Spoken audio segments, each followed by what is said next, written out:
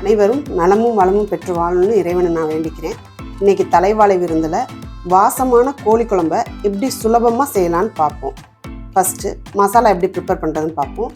ஒரு மிக்சி ஜாரில் நல்ல ஒரு கப் தேங்காய் எடுத்துக்கோங்க. ஒவ்வொரு ஸ்டெப்புமே ரொம்ப முக்கியம். எதையும் மிஸ் பண்ணிடாதீங்க, ஸ்கிப் பண்ணாமல் பாருங்கள். அப்போ தான் உங்களுக்கு அந்த டேஸ்ட் ஃபுல்லாக உங்களுக்கு கிடைக்கும். ஃபஸ்ட்டு கொஞ்சோண்டு இஞ்சி எடுத்துக்கோங்க. ஃப்ரெஷ்ஷாக போட்டால் எல்லாமே ரொம்ப நல்லாயிருக்கும். பூண்டு, மிளகாய் சேர்த்துக்கோங்க. இது கொஞ்சம் கலரும் கொடுக்கும், கொஞ்சம் வாசமாகவும் இருக்கும். கொஞ்சம் மிளகாய் போட்டுக்கிறது. சின்ன வெங்காயம் போட்டுக்கோங்க. கொஞ்சமாக முந்திரி பருப்பு போட்டுக்கோங்க. கொஞ்சம் பொரிகடலை சேர்த்துக்கோங்க. முந்திரி பருப்பும் பொரிகடலையும் குழம்பு க்ரீமியாகவும் கொஞ்சம் ரிச்சான டேஸ்ட்டாக கொடுக்கும்.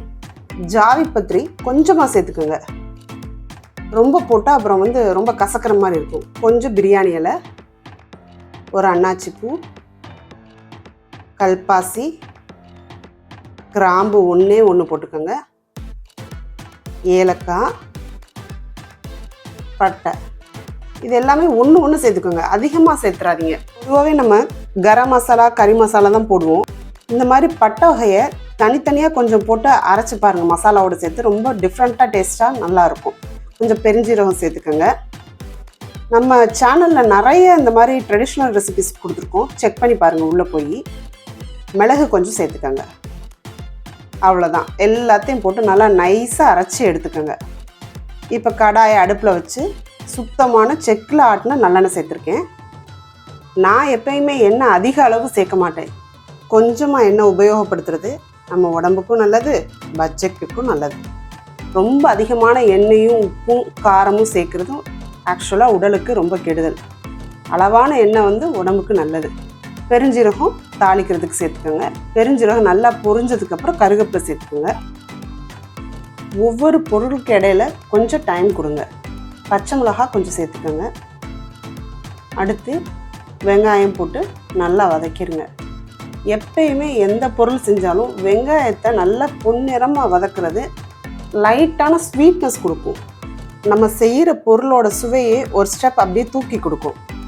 இந்த மாதிரி நிறைய ரெசிபிஸ் ட்ரெடிஷ்னலானது நம்ம சேனலில் இருக்குது, போய் கண்டிப்பாக செக் பண்ணி பாருங்கள். அடுத்து தக்காளி, அதை போட்டு நல்லா வதக்கிக்கோங்க. எது வெங்காயம் எது தக்காளின்னு தெரியாத அளவுக்கு ஒரு ஸ்டேஜ் வரும். அந்த ஸ்டேஜ் வர வரைக்கும் நல்லா வதக்கிக்கோங்க.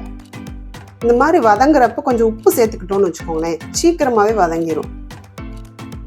இப்போ எண்ணெய் நல்லா பிரிஞ்சு வந்துருச்சு. இந்த ஸ்டேஜில் கொஞ்சம் மிளகாப்பொடி சேர்த்துக்கோங்க. நல்லா கிளறி விடுங்க. கொஞ்சம் மஞ்சள் பொடி சேர்த்துக்கோங்க. நல்லா அடிகனமான பாத்திரம் எடுத்துக்கோங்க, அப்போ தான் பிடிக்காது. இப்படி பிடிக்கிற மாதிரி இருந்துச்சுன்னா கொஞ்சமாக தண்ணி ஊற்றிக்கோங்க. ஒரு 1/4 டம்ளர் அளவுக்கு ஊற்றிக்கோங்க. அடுத்து மல்லிப்பொடி, அதையும் போட்டு நல்லா வதக்கிடுங்க.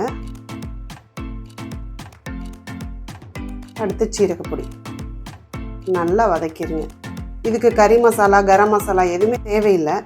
ஏன்னா நம்ம மசாலா அரைக்கும் போதே எல்லா பட்டை வகையுமே ஃப்ரெஷ்ஷாக கொஞ்சம் கொஞ்சமாக சேர்த்துட்டோம். அதனால் எக்ஸ்ட்ரா எந்த கறி மசாலா, கரம் மசாலாவும் போடாதீங்க. உப்பு கொஞ்சம் சேர்த்துக்கோங்க. நல்லா வதக்கிக்கோங்க. அடி பிடிக்காமல் இருக்கிறதுக்கு கொஞ்சமாக தண்ணி சேர்த்துக்கோங்க. இந்த மசாலாவோட பச்சை வாசனை போகிற வரைக்கும் நல்லா சுருட்டிக்கோங்க. இப்போ 1/2 கிலோ சிக்கன் எடுத்துருக்கேன். அதை கொஞ்சம் கொஞ்சமாக கடாயில் சேர்த்து நல்லா வதக்கிக்கோங்க. நம்ம சிக்கன் இந்த மாதிரி வதக்கி குழம்பு வைக்கிறதுனால அதில் உள்ள உப்பு உரப்பு எல்லாமே நல்லா சாந்துடும். என்ன நீங்கள் டைரெக்டாக வதக்குறீங்க, சிக்கன் வெந்துருமா அப்படின்லாம் நினைக்காதீங்க. ப்ராய்லர்ஸும் பண்ணக்கோழியும் இந்த மாதிரி செஞ்சிங்கன்னா தான் சிக்கனில் உப்பு உரப்பு எல்லாமே சாந்துருக்கும். நம்ம தனியாக வேக வச்சு மசாலாவை போட்டு கொதிக்க வச்சோம்னா சிக்கன் டேஸ்ட்டாகவே இருக்காது. இந்த மாதிரி நீங்கள் வதக்குனீங்கன்னா நல்லா வெந்துடும். ஒரு 3 விசில் வச்சா போதும்.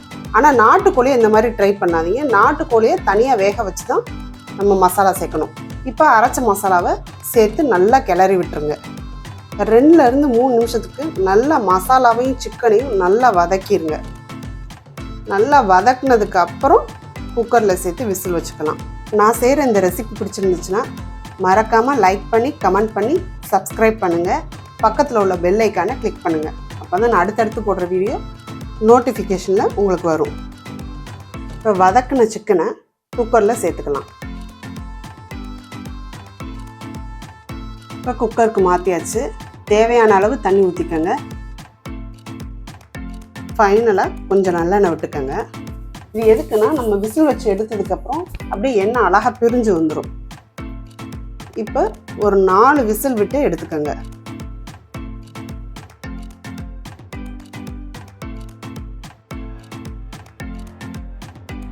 விசில் வந்துருச்சு. தம் அடங்குற வரைக்கும் வெயிட் பண்ணுங்க. தம் அடங்குற வரைக்கும் வெயிட் பண்ணி ஓப்பன் பண்ணதுக்கப்புறம் ஒரு 5 நிமிஷம் சிம்மில் வச்சு கொதிக்க விடுங்க. பாருங்கள், எண்ணெயும் நல்லா பிரிஞ்சு வந்துருச்சு, சிக்கனும் வெந்துருச்சு. இட்லி தோசையோட இந்த மாதிரி செஞ்சு ட்ரை பண்ணி பாருங்கள், ரொம்ப சூப்பராக இருக்கும். மீண்டும் அடுத்த வீடியோவில் சந்திப்போம். நன்றி, வணக்கம்.